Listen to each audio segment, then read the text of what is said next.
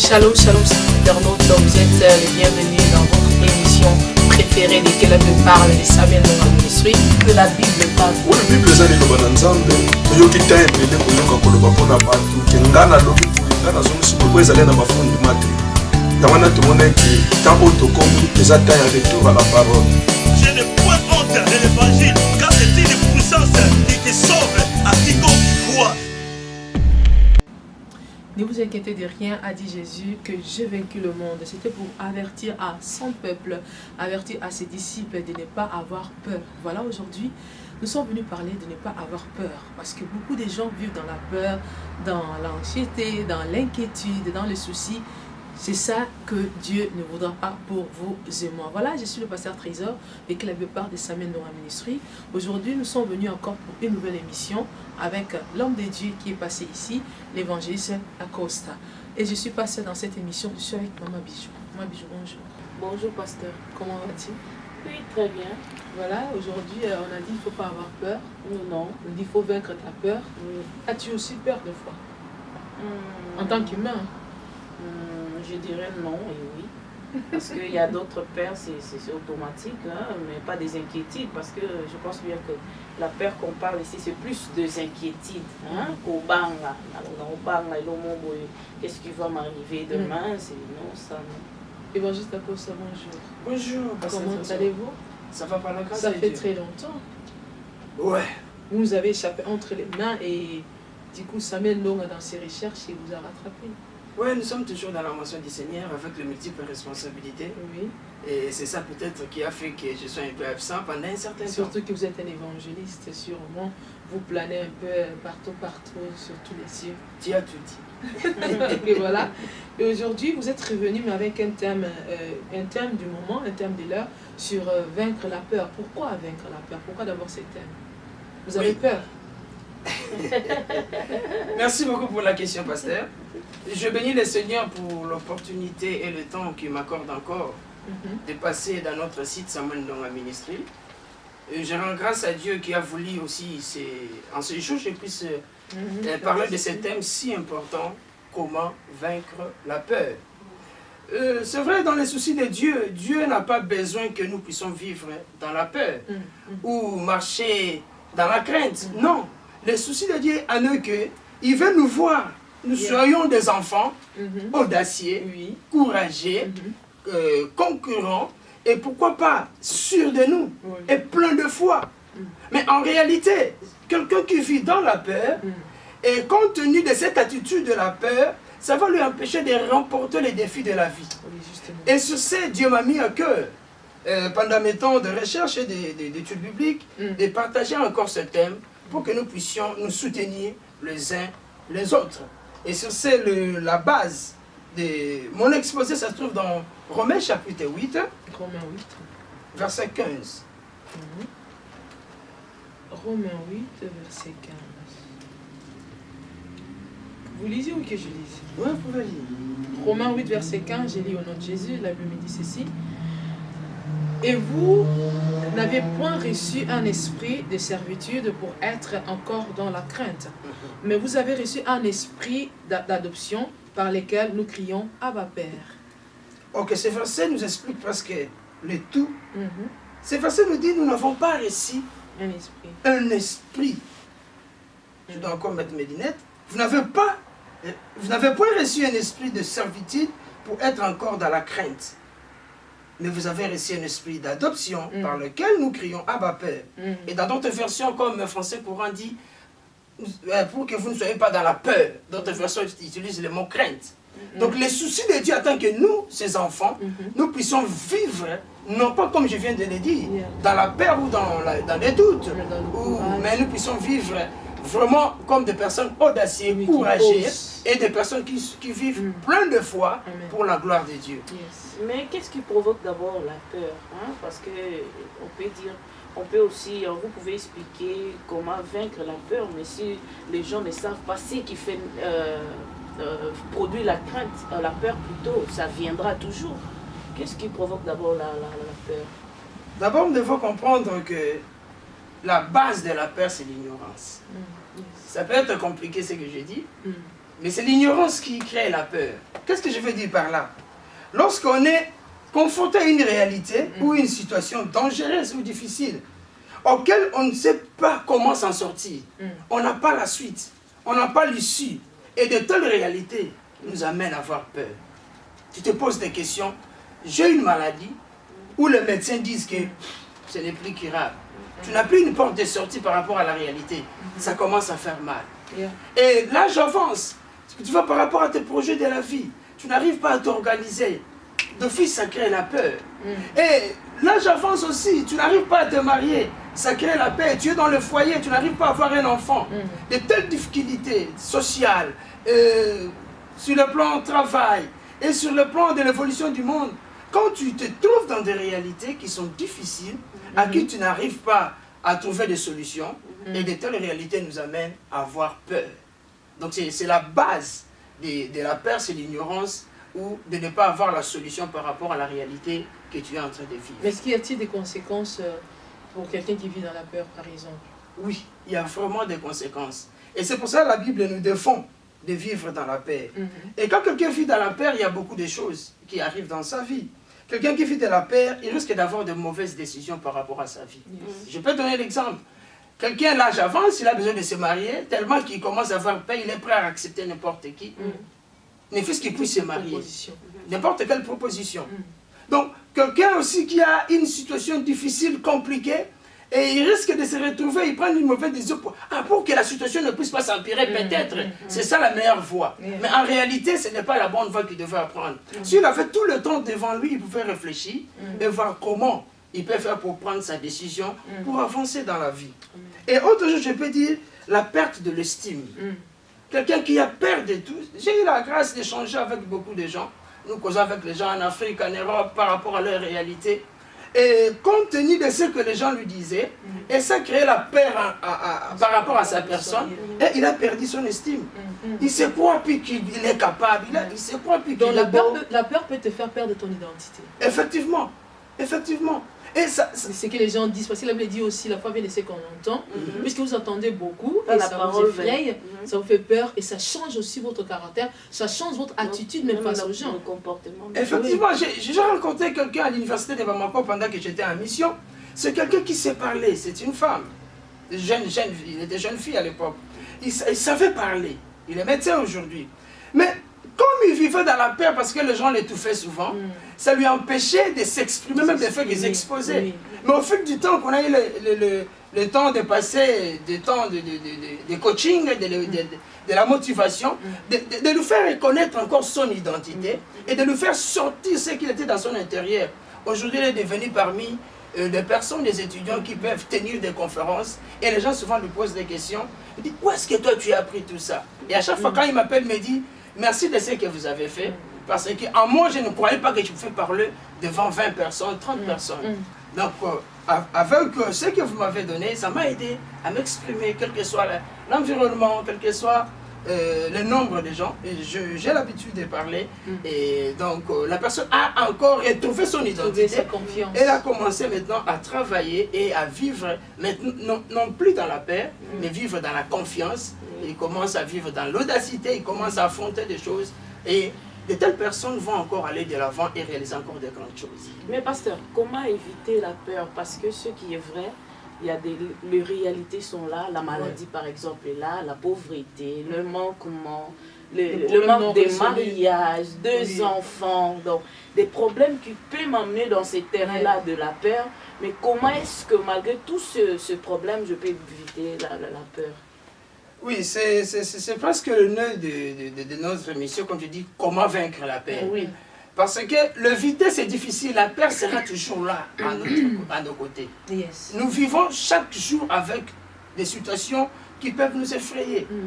Mais nous sommes appelés au contraire, non pas à nous laisser emporter par la peur, mais d'affronter la peur et de surmonter.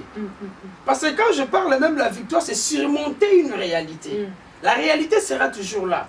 Les difficultés seront toujours là. Les problèmes bizarres seront toujours là. Mais nous sommes appelés à être assidus pour affronter et pour surmonter les situations qui peuvent nous arriver du matin ou le soir, ou quel que soit l'environnement, ou quel que soit le temps.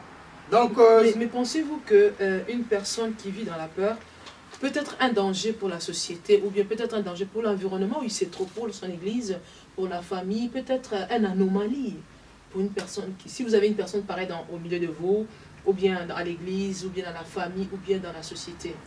C'est vrai, quand quelqu'un commence à vivre dans la paix, ça devient comme une maladie. C'est une personne qui n'est pas qui n'a pas ses facultés à 100%. Donc il peut avoir des atouts, mais ça serait difficile pour lui qu'il puisse s'exprimer. Je connaissais une fille aussi que je parlais avec elle. Il faisait souvent des travaux à la maison, mais souvent qu'on leur reprochait. Ah, toi tu ne fais pas bien le boulot, toi tu ne travailles pas bien. Ça créait en elle la paix. Elle n'arrive plus à toucher quelque chose à la maison. Et les gens commencent à le voir timide. Mais comment toi tu as changé comme ça? Et son attitude commençait à choquer presque tout le monde. Et ça, il est devenu comme un problème. Jusqu'à ce qu'il a eu le temps de s'échanger avec des hommes de Dieu, d'autres personnes qui ont l'habitude de faire les coachings.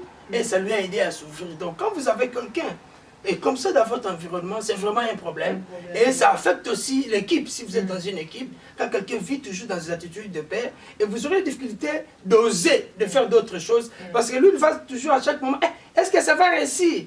Est-ce que ça c'est dangereux? Comment les gens diront? Donc, il commence à réfléchir par rapport à d'autres. Par rapport à d'autres personnes. Parce qu'à lui seul, il n'est pas sûr de lui. Pasteur, je veux d'abord qu'on entre un peu dans ces termes. Hein. Comment alors vaincre la peur? Parce que c'est ça qui est le thème même, qui est sous forme d'une question. Mais comment je peux faire pour vaincre la peur? Merci beaucoup. Je soulevé quelques points que nous allons partager pour vaincre la peur. La première des choses, quand nous avons des situations difficiles et compliquées, à qui nous n'arrivons plus à trouver des solutions, et ce que nous devons faire, c'est que nous devons chercher à avoir toujours la bonne focalisation. Et nous pouvons lire 2 Corinthiens chapitre 4, 2 Corinthiens 4, verset 16 à 18. 2 Corinthiens 4, 16 à 18, je lis pour nous au nom de Jésus. Amen. La Bible me dit ceci: c'est pourquoi nous ne perdons pas courage, et alors même que notre homme extérieur s'est détruit, notre homme intérieur se renouvelle de jour en jour. Car nos légères afflictions du moment présent produisent pour nous et au-delà de tout un poids éternel de gloire, parce que nous regardons non point aux choses visibles, mais à celles qui sont invisibles. Car les choses invisibles sont passagères et les invisibles sont éternelles. Amen. Amen. Et quand on voit ce passage, c'est quelqu'un qui a des problèmes, qui a des difficultés, mais qui ne se laisse pas réfléchir, voire vivre de la manière où la situation se passe. Sa focalisation était ailleurs. Cela veut dire sa façon de voir des choses. Elle a une maladie, mais à son intérieur, il voit la guérison. Quelle que soit la réalité, quelle que soit la situation. La personne voit la solution. Oui, c'est comme quelqu'un rencontre des échecs dans sa vie. Et j'aime beaucoup Edison, c'est lui qui a inventé les filaments de l'ampoule. On l'a demandé, tu as eu combien d'échecs dans la vie? Il a dit, j'en ai eu aucun. On dit, oh. Mais il paraît que tu as fait plus de centaines d'exemplaires pour arriver. Mais non, ce n'était pas des échecs. C'était un moyen pour que je puisse atteindre le résultat final. De la manière où tu vis la situation, la manière où tu prends la situation que tu vis, c'est ça qui va influencer la suite. C'est ça qu'on appelle la bonne focalisation. Quelle que soit la réalité, oui, je n'ai pas le mari pour le moment, je crois que je vais me marier. Amen. Je n'ai pas l'argent en ce moment, je crois que demain j'aurai l'argent. Je n'ai pas d'enfant, je sais que Dieu n'a pas dit qu'il y aura une femme stérile ou une femme qui avorte. Et je crois que j'aurai des enfants en temps convenable. Je suis maladie aujourd'hui, qu'est-ce que la Bible a dit? Par ces maîtrises, nous sommes guéris. Je crois quel que soit ce que les médecins ont dit, mais je crois que mon Dieu apportera sa guérison dans ma vie en son temps. Je manque les papiers. Je crois que Dieu a mesure de faire des choses à son temps et de sa façon pour la gloire de son nom. C'est ça qu'on appelle la bonne focalisation. Donc c'est quelqu'un qui risque par sa foi, disons. Oui. Je mets encore ma foi en Dieu. Voilà. Donc c'est quelqu'un qui croit. Quelle que soit la réalité, il a une bonne focalisation. Il veut prendre des choses dans des côtés positifs. C'est ça que même moi je dis dans des relations. Quand vous êtes avec quelqu'un, la personne peut avoir toujours des bonnes qualités. Il peut aussi avoir des faiblesses. Mais dans ces faiblesses, il faut chercher à la voir. Bon, quel côté il est plus fort. Chercher à la voir par rapport à ses efforts, non pas par rapport à ses faiblesses. Et c'est ça qui va permettre que vous puissiez continuer et vivre ensemble. C'est la même chose avec les réalités que nous vivons. Donc nous devons avoir une bonne focalisation par rapport aux problèmes que nous avons. Et si nous avons une bonne focalisation, c'est l'une des choses qui va nous éviter à tomber ou à marcher dans la paix. Voilà, chers internautes, nous sommes avec l'évangéliste d'Acosta. Il est en train de nous parler de comment avec la peur. Il est en train de nous expliquer, parce que c'est très important que nous puissions savoir qu'il n'est pas bon de vivre dans la peur, parce que quand vous vivez dans la peur, vous pouvez détruire votre environnement, détruire beaucoup de choses dans votre vie. Vous pouvez même polluer tout ce qui est autour de vous. Voilà, il dit que il faut être focalisé, il faut rester positif. Il dit les échecs que nous vivons aujourd'hui ne sont pas des échecs, ce sont plutôt des moyens pour pouvoir atteindre les résultats finaux. En tout cas, suivez-nous encore, nous sommes avec l'évangéliste d'Acosta. Il va encore nous parler de comment vaincre la peur. Restez cloués sur vos fauteuils afin de savoir comment vous pouvez vaincre votre peur que vous liez depuis des années. Voilà, évangéliste. Alors, quelqu'un qui est focalisé, il est positif, mais les choses ne marchent pas toujours. Un moment, ça tient, un moment, ça ne tient pas. La peur s'en va et ça revient. Cette personne, comment il doit faire dans les affaires. Dans les affaires, parce qu'il y a des fois, vous essayez ici, au type positivité, non, mais cette fois-ci, je vais à gauche, et ça ira, et au meki, si mi pekati. Oui, merci beaucoup. Là, je peux, avant d'entamer le deuxième point, je peux dire que le problème de nous, en tant qu'enfants de Dieu, on ne se laisse pas suivre le temps de Dieu. Nous voulons que les choses se passent de notre manière. Dieu aussi a sa calendrier par rapport à nos vies. Amen. Nous pouvons voir que je dois recevoir cette bénédiction le 20. Dieu dit non, non, non, non, non, non. C'est pour le premier du mois prochain. Et ce sont des choses que nous devons comprendre. Et je crois que dans d'autres points derrière, on va en parler aussi, un peu en profondeur. Mais quand vous avez eu une bonne focalisation, la deuxième chose que vous devez faire, vous devez prier. J'ai associé ce point prier avec avoir la foi. Et sur ce, je lis le verset de Philippiens 4, 6 à 7. Philippiens 4.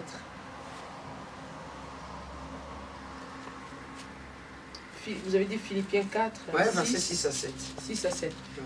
Philippiens 4, 6 à 7, je lis pour nous au nom de Jésus. La Bible dit ceci. Ne vous inquiétez de rien, mais en toute chose, faites connaître vos besoins à Dieu par des prières et des supplications avec des actions de grâce. Et la paix de Dieu qui surpasse toute intelligence gardera vos cœurs et vos pensées en Jésus-Christ. Oui. Si nous avons une bonne focalisation, la deuxième étape, c'est de prier. Oui. C'est de prier. Parce que la Bible ici est tellement claire. Il dit, déchargez tout, vos inquiétudes, par rapport à la vie, par rapport à l'avenir, par rapport au projet, par rapport au mariage, par rapport aux enfants, par rapport à d'autres besoins. Il faut lui remettre tout, lui laisser les tout. Et de tes côtés, tu dois créer un environnement de louange et d'adoration. Ouais. Et tu sais, tout ça, ça demande un caractère d'esprit. Tu es dans une situation difficile, mais tu bénis Dieu. Alléluia. Tu es dans une situation que les gens ne peuvent pas croire. Mais toi, tu remercies le Seigneur. Parce que je dis, Seigneur, fais quelque chose. Seigneur, oh Seigneur, merci de ce que tu as permis que je puisse manquer d'enfants. Merci de ce que tu as permis que je puisse être malade et le médecin peut déclarer que c'est une maladie incurable. Merci de ma situation. C'est vrai que c'est difficile humainement parlant, mais je crois que toi tu connais et tu as la solution à mon problème. Et je crois que je verrai aussi ta gloire. Je te bénis. Comment une personne va dire merci Seigneur parce que le médecin a déclaré ceci? Or, on nous dit tout le temps que lorsque tu vas à l'hôpital et que le médecin déclare quelque chose, toi, il faut t'élever là au moment. Il faut que tu t'élèves contre cette pensée, contre cette idée. Mais Oui. pendant que vous dites merci, quand vous dites merci, comme si vous acceptez. Non, accepter. Quand on dit faire une prière de réfi ou de déclaration positive, on va en parler dans la suite. C'est aussi quelque chose qui est normal, qui est logique. Mais quand tu es devant ces dieux, devant ces gens, tu dois refuser, tu peux refuser. Non, je refuse ceci, cela. Mais devant mon Dieu qui connaît mon dossier, je ne ferai pas dire à ces dieux, je refuse ceci, non. Dieu ne donne pas les ordres. Chez Dieu, on le supplie, ou bien on l'adore, ou bien on fait d'autres choses. On le loue. C'est diable qu'on donne des ordres. Que sors, fais ceci. Mais Dieu, on ne peut pas lui donner des ordres. Donc, Il est souverain. devant la situation, devant le médecin, quand le médecin t'annonce, ok madame, voilà, il est impossible pour vous d'avoir encore des enfants, donc c'est fini. Devant le médecin, vous pouvez lui dire que bon, en tout cas, ça c'est vous qui dites, moi, dans ma foi, et je crois que Dieu peut encore faire quelque chose. Mais quand vous arrivez devant Dieu, vous dites, Seigneur, je te bénis pour cette information, tu restes Dieu, tu n'es pas Dieu parce que je suis mariée, tu n'es pas Dieu parce que j'ai fait des enfants, tu es Dieu parce que tu es Dieu. Amen. Okay. C'est ça la réalité. C'est bien de refuser la parole des gens, mais de venir devant ton Créateur, le bénir et reconnaître ce qu'il est. Voilà. Parce que notre reconnaissance, ça peut ouvrir encore des portes. Amen. Mais est-ce que la Bible nous interdit aussi d'avoir peur? C'est parce que aussi la peur c'est plus humaine et non spirituelle. Parce que je ne vois pas des chrétiens qui s'inquiètent d'aller au ciel. Est-ce que la peur est charnelle ou bien spirituelle? Parce que non, yo comme tout le monde dit, parce que on a toujours peur de la vie terrestre. Et la crainte, la Bible nous dit de craindre Dieu. Non, je parle de la peur, parce que le thème c'est la peur. Oui, quand vous lisez par rapport au dictionnaire, la peur et la crainte, ce sont des mots synonymes. Voilà. Ce sont des mots synonymes. Comme j'avais dit, dans Louis II, ils ont mis crainte. Et dans français courant, si tu lis, ils ont mis la peur. Ce sont des mots synonymes. Et nous ne devons pas avoir peur pour aller au ciel. Parce que c'est ça que nous sommes en train de dire ici. La peur est naturelle et normale par rapport aux réalités qui nous arrivent. Mais la Bible ne nous recommande pas d'avoir peur pour aller au ciel. Non, c'est pas ça ma question. Ma question est Zaboye. Que est-ce que Kobanga est moto ou bien est spirituel? Parce que si c'était l'angle spirituel, il y a la que motopé a comme un Kobanga qui est nabanga parce qu'il n'a aucun de l'eau là. Mais est-ce que c'est spirituel ou bien c'est humain? C'est humain. Je peux répondre directement. C'est humain la peur. C'est lié dans nos émotions. Donc c'est ça que je peux dire. Mais moi je pense que dire que les gens n'ont pas peur d'aller au ciel, c'est un peu être directement c'est un peu être direct. Il faut que je fasse la monotonie. C'est un peu être directement direct. Pourquoi? Parce qu'il y a des gens qui ont peur de mourir.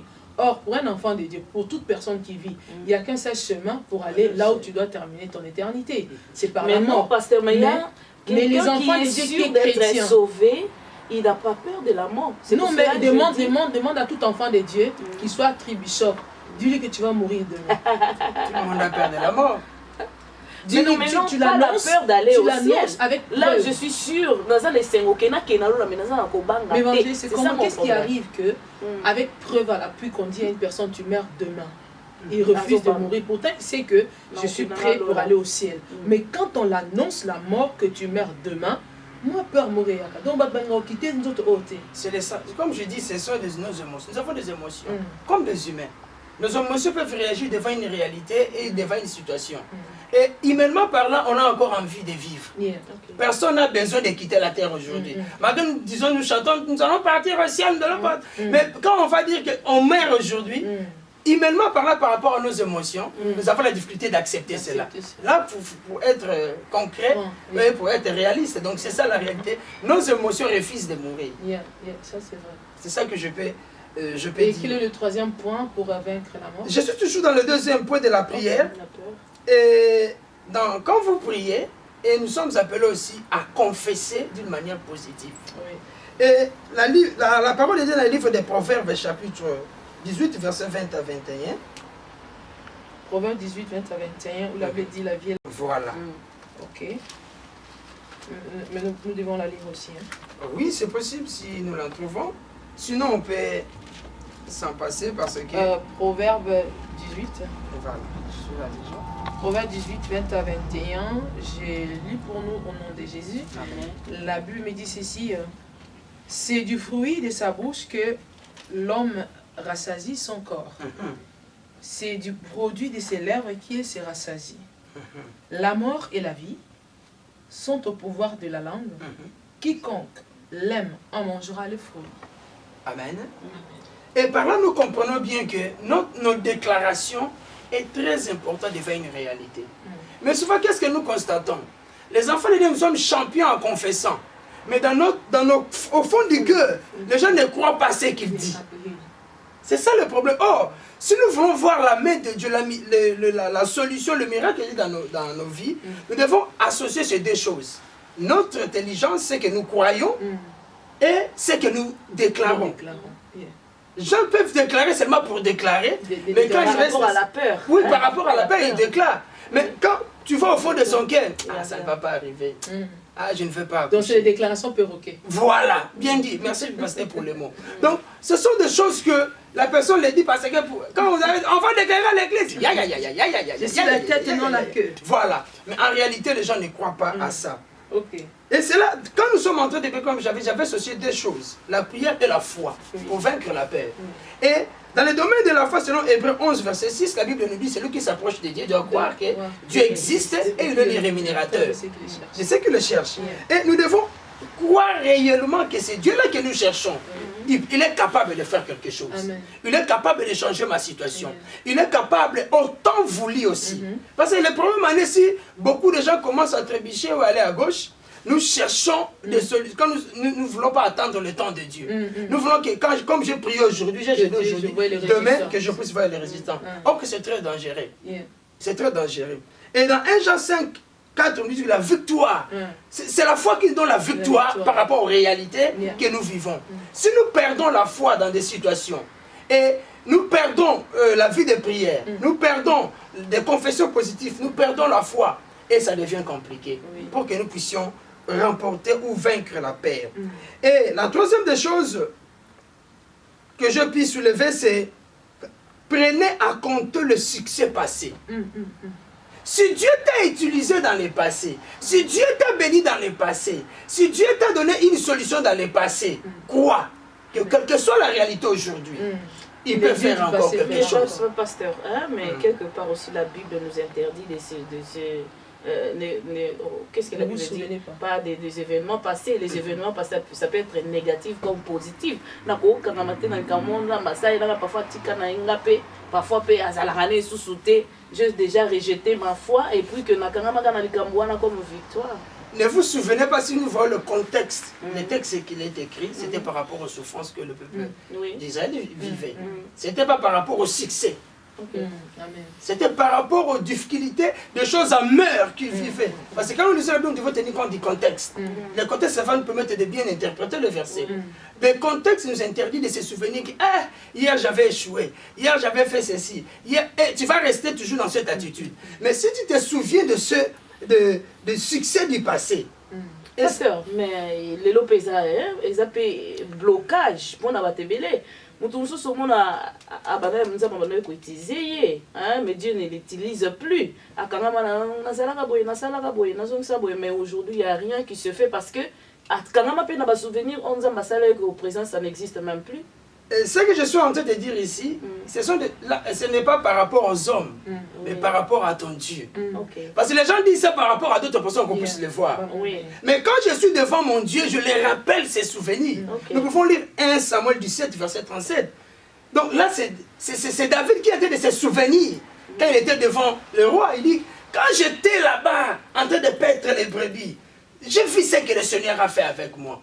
Je crois qu'il peut encore faire quelque chose aujourd'hui. Je peux avoir des difficultés aujourd'hui. Je peux avoir des soucis, des inquiétudes, où je ne sais pas comment m'en sortir. Mais je peux me souvenir, une chose, un jour, Dieu est venu me secourir. Si il a fait ça, l'année passée, 5 ans passés, je crois même aujourd'hui, ma situation, c'est possible qu'il puisse les changer. C'est possible que la guérison puisse devenir une réalité. C'est possible la fécondité devienne une réalité. C'est possible que l'élévation devienne une réalité. C'est possible parce que ce Dieu n'a pas changé. C'est nous qui avons toujours l'habitude de changer, mais la parole nous dit qu'il est le même hier, aujourd'hui, éternellement. Il ne change jamais. Il reste toujours la même personne.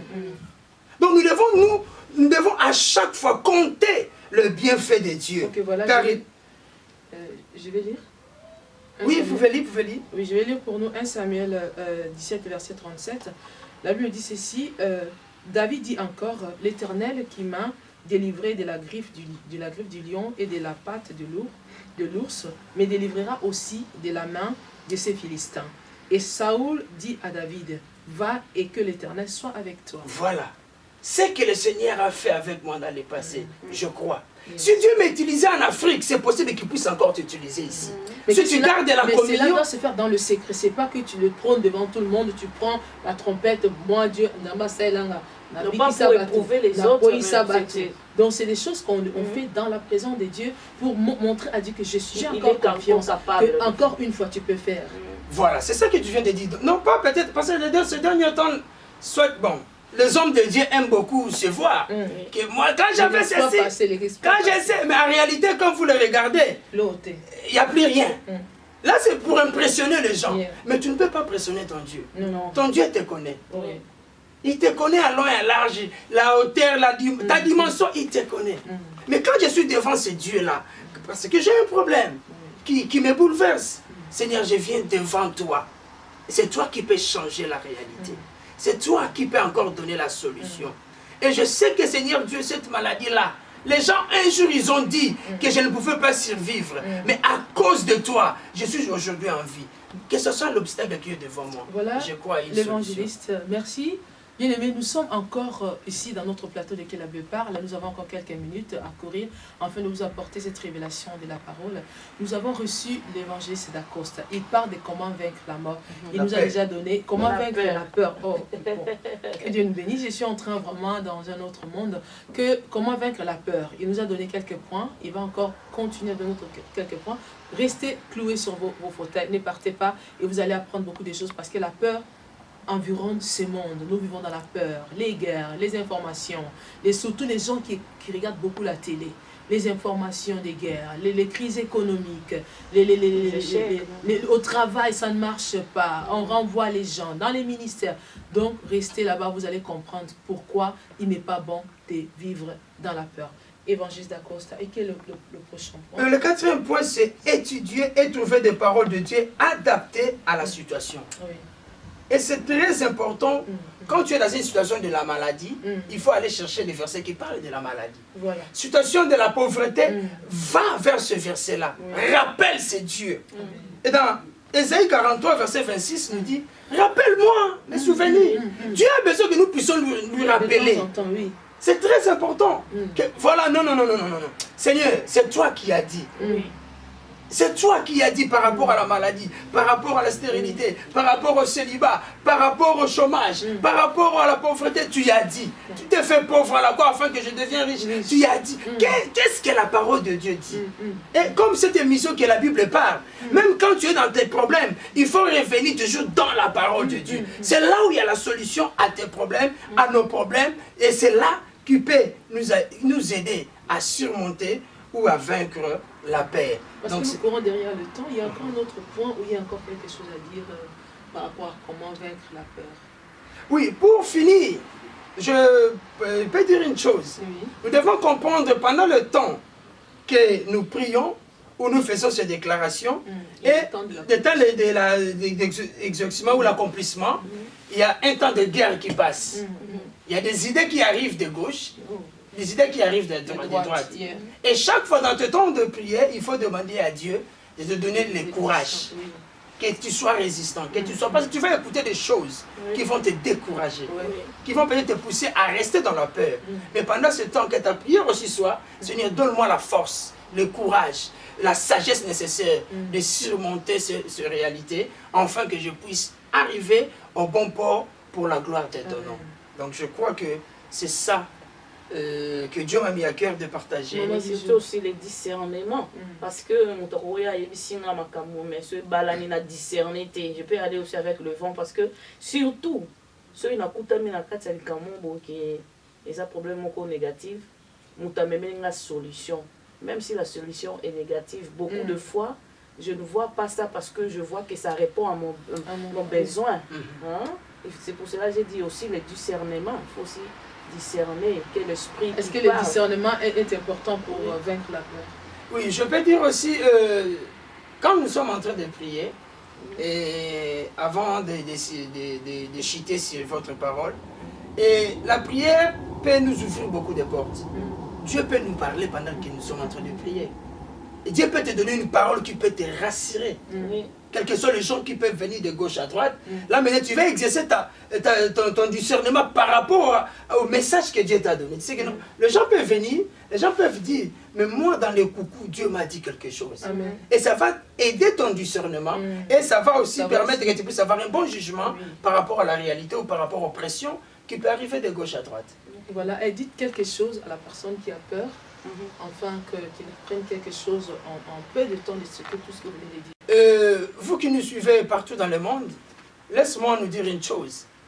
Je ne sais pas la situation, la réalité que tu es en train de passer en ce moment. Il se peut que tu aies déjà tombé dans les soucis, dans les inquiétudes et dans des situations un peu bizarres et compliquées. Je vais seulement te dire une chose. Dans la Bible, il y a plus de 360 fois que le mot père n'ayez pas peur, ne soit pas dans la crainte est répété. Et d'après les recherches de théologie, on nous dit que plus de 360 fois. C'est comme si chaque jour de la journée, Dieu te dit une parole. Ne crains pas. Et ne vous inquiétez de rien. Ne crains pas. Ne soyez pas troublés.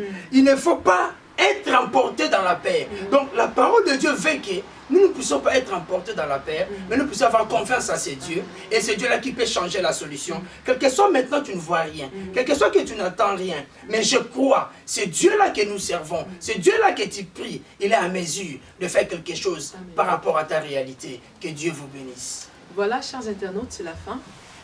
Vous avez bien suivi qu'il ne faut pas vivre dans la peur, que la peur, ce n'est pas un élément qui doit se trouver dans la vie chrétienne. Parce que la Bible dit, ayez courage, j'ai vaincu le monde. Nous devons croire que c'est Dieu-là a vaincu et qu'il exauce nos prières.